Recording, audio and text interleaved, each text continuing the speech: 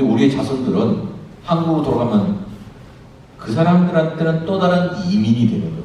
한국에서 적응을 해야 되는 거예요. 또 우리끼리 이야기해서 한국이 얼마나 텃세가 심해요. 얼마 전에 여기에서 콜롬비아에 대해서 이 소셜워크 MSW하고 한국에 들어갔는데 한국에서 그러더래요. 한국에서 대학을 나와서 잠시 유학을 갔다 오면 방랑자. 그 다음에 미국에서 대학을 나오고 들어오면 불청객이래요.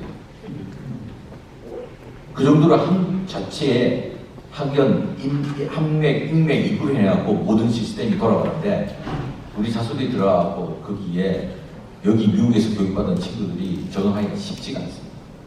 저도 주위에 그렇게 하고 있는 사람을 많이 봤는데 되게 어렵다는 얘기를 하더라고요. 그만큼 한국 사회는 경쟁이 치열하고 만만한 동네가 아니거든요.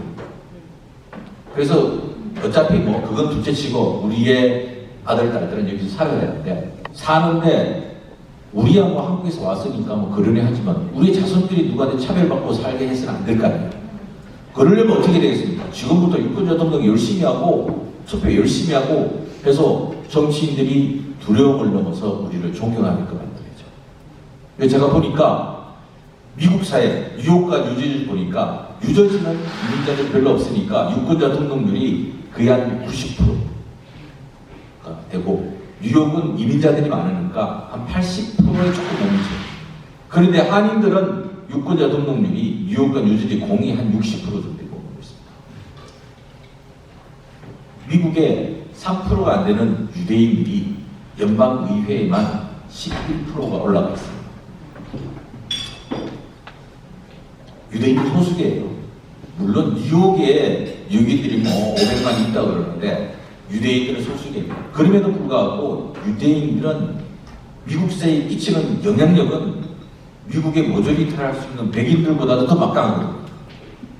그래서 유대인 보고 마이너리티라고 이야기하는 사람 없잖아요. 그런데 유대인보다 숫자도 훨씬 많은 히스패닉과 블랙은 늘 마이너리티라고 이야기해요. 미국의 백인당 숫자가 많은데 불구하고 왜냐? 그들이 미국 사회에 끼칠 수 있는 영향력이 백인보다 떨어진다는 거죠. 그래서 곰곰이 보니까 유대인들은 제가 어디 가서 우리는 80% 이상 유권자 등록하고 80% 이상 투표 참여하는 캠페인을 한다고 그러니까 어떤 라바이가 거기서 그거 갖고 되겠어? 100% 해야지. 그러니까 유대인들은 유권자 등록은 유대인뿐만 아니라 사실은 미국의 백인 사회들은 거의 유권자 등록 다 한다고 보시면 됩니다. 가끔 가다가 이상한 사람들이 나타나지 그 사람들은 대부분이 유권자 등록을 하는 거죠. 그래서 우리는 미국 사회에서 하고 있는 80% 정도 유권자 등록을 하고 80% 이상 투표를 하면 보통 대통령 선거에서 62% 투표율이 나오거든요. 62%, 64%. 근데 그건 뭐냐면 그 당시 미국이 살고 있는 만 18세의 숫자로 가지고 투표를 계산하기 때문에 62%, 3%가 나오거든요. 근데 유권자 등록을 한 사람 대비를 하면 미국의 대통령 선거가 80% 넘어가요. 그래서 어차피 유권자 등록을 한 사람들이 미국에서 자기 목소리를 내겠다고 하는 거니까 그래서 우리도 그 정도는 돼야 되겠다. 유권자 등록 대비 80% 이상 투표를 만들어야겠다. 그 정도 힘이 있어야만 정치인들을 만났을 때 우리 이야기에 귀를 기울인다는 거죠. 그러니까 한인들의 투표율이 이제 뉴욕과 뉴저지도 막 올라가니까 주류 사회에서 정치인들이 한인들을 공천을 하기 시작했어요. 그래서 뉴욕시에서 이번에 처음으로 2명의 여성들이 뉴욕시 시의원이 됐습니다. 뉴욕시 시의원은요, 뉴욕주 상원의원보다도 연봉이 더 많아요. 그만큼 막강한 힘을 발휘하는 것이 시의원인데, 그게 우리의 목표였는데, 진짜 수십 년 만에 2명의 시의원하고 뉴저지에는 1명의 주 하원 의원이 나왔습니다. 뉴저지 37지역구도 2010년도 인구조사를 하면서 저희들이 인구조사 결과를 가지고 공화민주 양당의 선거구 제조정할 때, 야, 여기에 에이시언들의 포퓰레이션이 많이 늘어났기 때문에 이 에이시안 파퓰레이션을 가진 선곡을 만들어줘야 돼라고 이야기를 했어요. 그래서 포틀리라고 들어보셨을 거예요. 버겐 카운티에. 포틀리의 한민들이 제일 많아요. 그런데 그 포틀리하고 페리세이드박, 잉그루드 클립, 레오니아, 이게 소규모 타인들 인구만 10,000명, 20,000명 여기에 다 나눠놓은 거예요. 그래서 그거를 합쳐버리니까 에이시안 파퓰리티가 한 25% 정도 되는 거예요. 그래서 그거를 공화민주주의 양당이 이야기해서 2012년부터 선거구를 그렇게 만든 거예요. 그러고 나서 이번에 자리가 비면서 한인이 공천이 된 겁니다. 그래서 정치적 신장이라는 것은 우연히 주어지는 게 아니라 우리가 디자인을 하고 끊임없이 노력을 해야만 정치적 신장이 이루어지는 것이거든요. 근데 그 자리도 한인들이 없어갖고 찾는데 애먹었거든요. 그때도 불구하고 스탑 하고 이제 우리가 찾을 거야 해서 한인 후보가 들어가고 이번에 당선된 겁니다. 뉴욕시티도 한인들 숫자가 중국보다 훨씬 적거든요. 근데 중국계 CEO는 1명이고 한인 2명이에요. 왜냐? 숫자가 적으면 여기가 더 저기가 여기 저기가 더 많이 움직이면 더 많아 보이잖아요. 이거 한인들이 목소리를 내고 여기저기 많이 왔다 갔다 하는 거예요.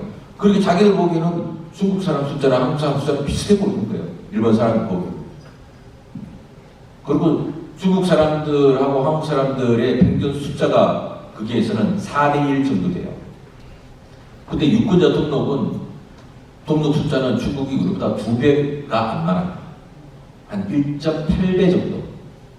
그만큼 한인들이 아시아 중에서는 가장 열심히 유권자 등록을 한 겁니다. 그래서 이야기를 하잖아요. 그러면 이제 그 사람들이 우리에게 귀를 기울여줍니다. 자, 요게 거주국에서는 한민족 전체를 민족외교 활동을 해야 되는 거고, 모국에서는 거주국과 관계 정진을 위해서 노력을 해야 된다. 그리고 모국과 거주국 관계 발전을 시키기 위한 소프트웨어 활동이 해외 동포의 공공외교다. 평통의 입장에서는 공공외교이지만 평통 활동에 참여하고 있는 미국에 살고 있는 평통위원들 입장에서는 일상적인 시민 활동이다. 이렇게 생각하십니다. 저기 보시면 오른쪽에 나와 있는 저기 이탈리안 정치인이 탐스와즈라고 이번에 뉴욕주 주지사로 출마하는 사람입니다. 탐스와즈는 제가 살고 있는 동네에 연방의원이기도 하고, 우리가 올해 6월달에 7월달에 뉴욕주에서 타운홀 미팅을 열었습니다. 왜 타운홀 미팅을 열었냐면 저희가 이제 풀뿌리 운동, grassroots activity, civic engagement, 그 다음에 시민 참여, 이게 다 똑같은 말이거든요. 근데 이 활동을 하면서 제일 어렸던 게 뭐냐면 정치인들을 만나는 게 쉽지가 않아요. 어떻게 하면 정치인들 만나서 우리 이야기를 전달할 것인가. 이런 이야기를 하면서, 생각을 하면서 이제 타운홀 미팅을 준비. 왜 타운홀 미팅이냐 하면 풀뿌리 운동을 규정하면 어떻게 하냐. 첫째, 아젠다 설정. 무엇을 가지고 이야기할 것인가. 아젠다 설정을 해야 되고, 그 설정된 아젠다를 어떻게 이슈화할 것인가. 이슈화하는 방식은 이 프레스 컨퍼런스도 있고, 랠리도 있고, 광고도 있고, 여러 가지 방법이 있죠. 그걸 이슈화를 할 것인가. 그리고 누구에게 전달할 것인가. 누구에게 전달할 것인가. 그러기 위해서는 우리가 미국의 시스템을 이해를 해야 되죠. 예를 들어 이 뉴저지에 가면 인구가 비슷한데도 타운이라고 그러는 데도 있고, 타운십이라고 하는 데도 있고, 시리라고 하는 데도, 빌리지라고, 동네 이름 다 틀려요. 보로, 팔리세이드, 박 이렇게 해요. 그 사람들이 처음에 왜 이렇게 틀리지? 이름 틀린 이유가 뭐냐면, 예를 들어갖고 보로는 시의회하고 행정부하고 힘의 관계에 있어서 시의회가 힘이 더 세요. 그런데 타운십은 시의원들이 돌아가면서 시장을 하고 하지만 자기들끼리 이번에 당신이 해야죠. 당신의 코디네이터 역할을 하는 게 타운십의 메이요. 근데 시리, 저지시리, 이런 시리는 시장의 힘이 막강한 거, 뉴욕 시장의 힘이 막강한 거죠. 딱 그거를 이해하면 우리가 어떤 아젠다가 있으면 누구에게 가져가야 되겠어요? 뉴욕시, 이런 뉴욕 시장한테 가져가는 게 제일 빨라지는 거죠. 근데 보로 펠리세이즈 시의원이 힘이 강한 데는 시의원만 설득을 하면 다 되는 거죠. 이 설득을 하고 그 다음에는 팔로우를 하는 거죠. 그러니까 아젠다 설정, 그 다음에 이슈화, 그 다음에 누구에게 전달할 것인가, 그 다음에 팔로우를 하는데 팔로우는 간단해요. 결과가 나올 때까지 해요. 우리 학교 다닐 때 머리가 좋다고 박사하는 거 아니잖아요. PhD 할 때까지 공부한 사람들이 PhD가 되잖아요. 마찬가지로 팔로우, 예를 들어 이제 그 한인들이 일찍한 노드북을 만들라고 불러시면 거기에 4시부터 7시까지 주정차를 할 수가 없습니다. 그래서 우리가 인턴들하고 프로젝트로 처음에 아젠다 설정을 하고 그 다음에 거기 다니면서 페티션을 다 받고 기자회견하고 이제 정치인한테 이야기했거든요.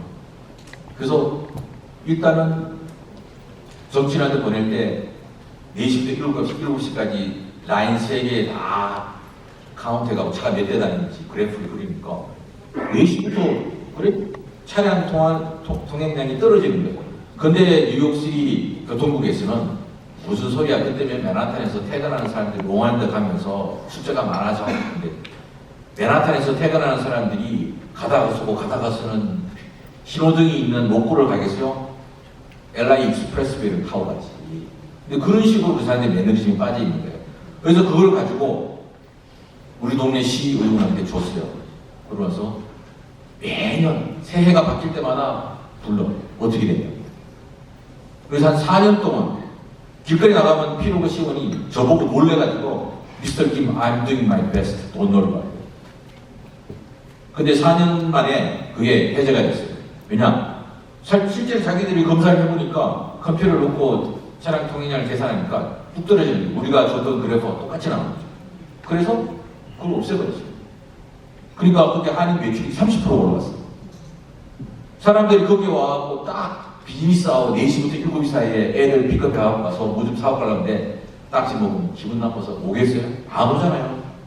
근데 없어지고 난 다음에 거기 이제 상권들이 살아요. 이 풀뿌리 운동은 딱 그거예요. 전형적으로. 뉴저지에 세계 최초로 세워진 위안부 기립비도 우리 인턴들이 2009년도에 시작해서 만든 거예요. 네. 그래서 그것도 봐갖고 데니스 랭건이라고 당시 버겐 카운티 이그젝티브가 선거를 해야 되는데 이거 해야지만 당신 당선될 수 있다고. 그렇게 해서 인턴들이 가서 설명하고 교육하고 페티션하고 해서 1년 만에 만든 거예요. 1년 만에. 그 다음부터 미국 내에 위안부 기린비라는 게 막. 근데 그 위안부 기린비는 우쩌이리 하면서 타운 정부에서 레졸루션을 통과하고 타운의 프로퍼티를 만들고 자기들이 메인테너스 한다는 조건으로 세운 거예요. 그러니까 그거는 타운의 프로퍼티예요. 그렇게 해야만 세월이 지나도 없어지지가 않는 건데 뭐 여기저기에서 세운다고 뭐 교회 마당에도 세우고 뭐 어디도 세우고 그렇게 하면 안 돼요. 그러면 오히려 그 가치가 떨어져 버립니다. 그래서 이게 다 그라스루트 액티비티예요. 그래서 타운홀 미팅을 왜 해야 되느냐면 우리의 이슈를 그 자리에서 우리 아젠다를 그 자리에서 이슈화하고 그 자리에서 정치인들이 전달하는 거예요. 그래서 뉴저지 같은 경우는 이제 할 때 내일 협회에서 회장님이 서류가 없는 분들에게도 내일 라이센스를 주게끔 하자. 이렇게 해서 그 자리에 온 사람들이 한인들의 100여 명이 모여가고 그 이야기 하니까 그거 해야 되겠구나 해서 가자마자 그 밑에다가 막 하고 2월에 했는데 9월에 머피 주지사가 이왕 할 거 이 내일 라이센스 말고 의사, 변호사, 회계사도 다 같이 주자 이렇게 된 거예요. 그래서 내일 대표가 나와서 한 게 모든 이 서류 미비자들에게 영향을 준 것이죠. 대단한 승리. 바로 그런 게 타운홀 미팅에서 이루어진 거죠. 우리의 아젠다를 이슈화하면서 동시에 전달하는 거예요. 그래서 타운홀 미팅이 필요한데 여기도 그런 타운홀 미팅이 좀 필요하죠. 저기 보면 타운 소화자하고 연방 차원에서 타운홀 미팅 있죠. 그 다음에 그 제 왼쪽부터 스타비스키 주상원 의원, 그 다음에 란킴 주상원 의원, 란킴의 잔루 주상원 의원, 그 다음에 란킴 주하원, 그 다음에 닐리 로직 주하원, 에드 브라운스틴 주하원, 1차는 연방, 2차는 스테이트 레벨. 이렇게 해서 우리가 이거를 전달하는 겁니다. 정치인들에게. 이거는 이제 저희들이 매 회기 2년만 한 것이 한인들의 아젠다를 여기에다가 만들어서 하는 거예요. 여기 웹사이트 가면 한번 보시고 보면 거기에 페티션 하는 것도 있습니다. 페티션 하면 여러분들의 주소, 이메일 이름 넣으면 여러분들 살고 있는 디스트릭을 찾아가고 한반도 종전선언 페티션을 보내요. 내 디스트릭 의원에게. 나는 누가 내 디스트릭 의원인지 몰라도 그렇게 넣으면 우리가 컴퓨터로 자동적으로 보내는 이런 시스템을 구축해놨어요. 그래서 한번 나중에 보시면 되는데 이런 식으로 우리가 타운홀 미팅을 하는 거죠. 그래서 이 타운홀 미팅을 통해 갖고 타움 수아지가 저기서 이야기했죠. 타움 수아지가 자기 한반도 평화를 위해서 노력하게 돼요. 그래? 그래서 끝나고 난 다음에 타움 수아지는 우리 동네 잘 사는 의사집에 불렀어요.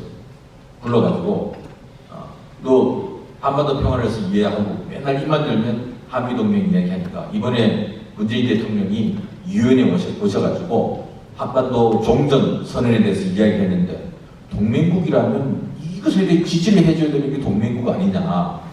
어떻게 생각하냐. 했더니만 처음에는 북한을 믿을 수 있느냐, 중국을 믿을 수 있냐, 그러는데 그건 그 다음 문제고 당신이 동맹국의 의원이면 동맹국의 대통령이 왔을 때 당연히 지지해줘야 되는 거 아니냐고. 그럴 때는 어떻게 그러니까 우리 같이 갔던 변호사가 당신이 외교위원장하고 같이 편지를 써고 대통령에게 지지하자는 편지를 좀 보내달라고. 그렇게 이야기해도 타무사지가 알았다고. 그래서 가더니만 이제 초안을 보내왔어요. 그 초안을 보고 우리가 이거는 좀 바꿨으면 좋겠다고 다시 보내니까 그다음에 이제 그 브래드 셔먼 의원이 이 한반도 평화 법안을 냈는데 그레고리 믹스 외교위원장이 자기 보고 당신은 외교위 소속이 아니니까 셔먼 의원하고 같이 해갖고 더 많은 의원들의 사인을 받아서 보내는 좋지 않겠는가 해서 지난번에 10몇 명의 연방 의원들이 사인해갖고 대통령에게 보냈습니다. 그게 신문이 났죠. 그게 바로 탐수아지가 한 거예요. 사실은 탐수아지가 자기가 그걸 해갖고 이제 브래드 셔먼한테. 이게 뭐냐면 우리가 본인 파워가 있고 타운홀 미팅을 하는데 연방의원이 나오고 자기가 한반도 평화를 위해서 노력하겠다고 그래 그러면서 잡아갖고 평화를 하기 위해서 노력했으니까 행동으로 보여줘. 여기까지 하는 거예요. 이게 우리가 하는 시민 활동 공공개라고 볼 수가 있는 거죠. 그러니까 제가 말씀드리고자 하는 것은 위주도표의 공공외교의 기본은 정치력 시대입니다. 우리가 정치력이 있어야만 정치인들이 우리 이야기에 귀를 열고 우리가 하는 말을 들어주는 것입니다. 그리고 우리가 만나자 그러면 만나주는 것입니다. 근데 우리가 정치력이 없어요. 투표도 하는 사람이 없고 유권자 등록하는 사람들도 없고 그다음에 정치인들하고 1년 가도 행사도 한 번 안 하고 그러면 그 사람들 우리가 있는지 없는지 몰라요. 그러니까 우리가 유권자 등록 캠페인 하고 한 유권자 등록 캠페인하고 필요하시면 여기 유권자 그 조지아 스테이트 보로 오브 일렉션에서 유권자 데이터를 갖다 주시면 저희들이 한인들 밥법안에서 드릴 수 있습니다. 저희들은 매년 뉴욕과 뉴저지의 한인 유권자가 얼마나 있는지 스테이트에서 갖고 온 걸 다 뽑아 분석하거든요. 그러면 투표율부터. 그래서 정치 찾아갔을 때 당신 디스트릭에 한인이 몇 명 있고 이렇다는 것들을 설명을 하고 사실 그런 거 갖고 오는 데는 아무 데도 없습니다. 우리밖에. 그래 뭐가 있어 보이죠. 전문가처럼 보이는 거 아닙니까? 정치인들한테는 데이터가 제일 중요합니다. 그래서 그런 작업들을 해야 돼요. 그래서 만약에 여기에서 그런 거를 해갖고 데이터를 갖고 오면 우리가 다 한국 사람 다 뽑아갖고 분석까지 해서 드릴 수가 있습니다. 그래서 그런 거를 해야 되고 유권자 등록, 정치력 신장 되게 중요합니다. 이것이 있어야만 한반도 평화를 위해서 우리의 역할들이 작동을 할 수 있는 거예요. 그거 없이 의원들 찾아가면 의원들이 그냥 한쪽 귀를 뚫고 한쪽 귀를 흘립니다. 그러고 갈 때는 이런 걸 들고 가야 돼요. 이거. 이 안에 들어보시면 의원들에게 설명하는 내용들이 여기에 들어있습니다. 그리고 또 하나는 이제 대부분 이해하시죠? 공공외교라고 너무 어렵게 생각하지 마시고 여기 갖고 이 장고충이나 이걸 가지고 사람들에게 우리 문화를 알리는 것도 대단히 중요한 공공외교 중에 하나이고 세종학당 들어오게 해서 한글을 가르치는 것도 대단히 중요한 공공외교입니다. 지금 세종학당이 전 세계적으로 너무 인기가 많아가지고 사우디는 왕세자가 직접 막 내가 한국 가겠다고 세종학당 왜 안 해주냐고 그럴 정도로 뭐 세종학당 근데 우리가 한국의 버젯이 리밋되어 있으니까 매번 열을 수 없으니까 1년에 조금씩 열어주는데 세종학당 인기 되게 많았어요. 여기도 세종학당을 세울 수가 있거든요. 세종학당을 중심으로 해서 컬처럴 센터, 뭐 BTS 이런 거 거기 가면 한국어도 배울 수 있고 한국 노래도 배울 수 있고 뭐 다 볼 수 있고 그런 역량들을 여기다 구축하는 것도 대단히 중요한 공공 외교 중에 하나거든요. 그런데 그거는 거기까지고 실제 결과를 액티베이트 시켜서 만들어내는 것은 팔러틱입니다. 팔러틱에 들어가서 한반도의 종전에 대한 이야기들을 해서 만들어야 됩니다. 그리고 또 하나 의원들을 찾아갈 때 연방 의원들은 적어도 자기 지역구에 200명 이상의 패티션이 있어야 됩니다. 그래야지 만납니다. 그리고 잘 훈련된 사람이 가서 이야기해야 됩니다. 꼭 문건으로 되어 있는 것들을 가져야 됩니다. 그런데 사실은 한반도 종전 결의안 평화를 반대해서 가장 열심히 활동하는 사람들이 일본 사람들이에요. 일본 사람들은 늘 와갖고 한반도 평화를 반대하고 종전선언 안 된다고 그러고 다닙니다. 일본 사람들. 여러분 모르시죠? 일본 사람들이 훨씬 더 많이 됩니다. 그럼 왜냐? 한반도 분단이 되어 있어야지 되는데 한반도 통일되면 일본이 설 자리가 없어집니다. 그러면 일본 사람들은 당연히 그럴 거라고 생각을 합니다. 근데 그거를 넘기 위해서는 우리가 일상적으로 우리의 일반 의원들에게 이런 이야기를 해야 됩니다. 다만 우리가 좀 안타까운 것은 워싱턴 DC에서 이런 것들을 생산해내고 매번 각 지역의 동포들에게 디렉션을 주고 근데 그게 한반도 평화의 전체적인 책임을 지고 있는 가장 권위인 데는 대한민국 정부거든요. 그 정부가 내놓은 안들을 가지고 한반도 평화가 미국의 이익이다라는 티어리로 만들어서 일상적으로 의원들에게 보내서 이게 의회 각 의원 사무실에 쌓여야 됩니다. 그 사람들 한반도 평화에 대한 생각이 없어요. 그리고 70년 동안 북한을 악마화시켜놨기 때문에 그거는 이야기하면 안 된다고 생각합니다. 서양 사람들에게 악마는 타협과 대화의 대상이 아니라 극복의 대상이 되죠. 그렇기 때문에 그거를 해결하는 게 쉽지 않아요. 그리고 북한에서 채우는 자물쇠가 너무 많기 때문에 그 자물쇠 풀 수가 없어요. 자기들이 열쇠가 어딘지 몰라요. 뭘 해야 할지 몰라요.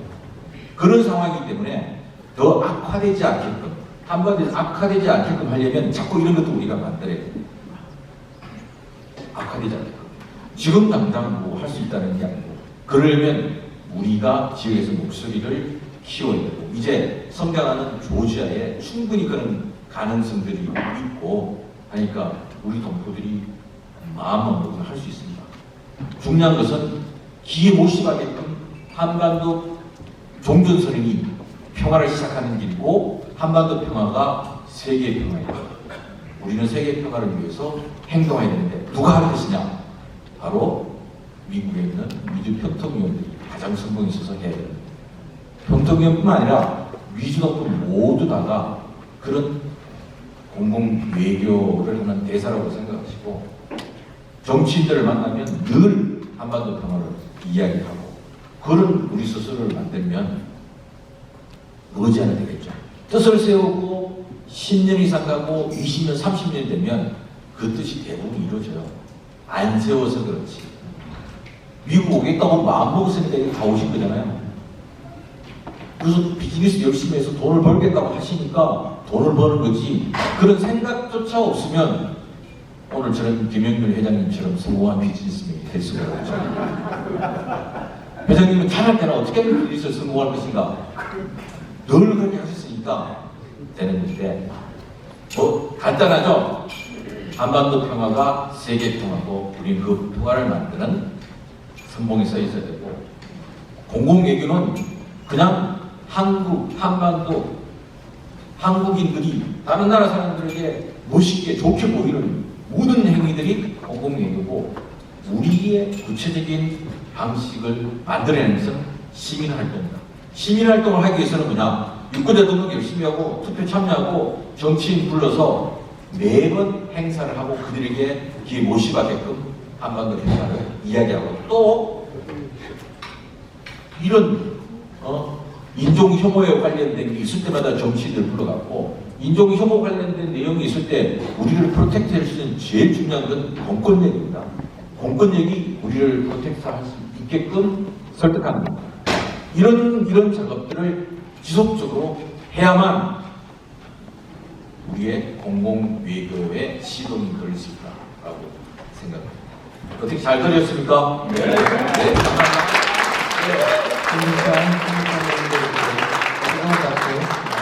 만사!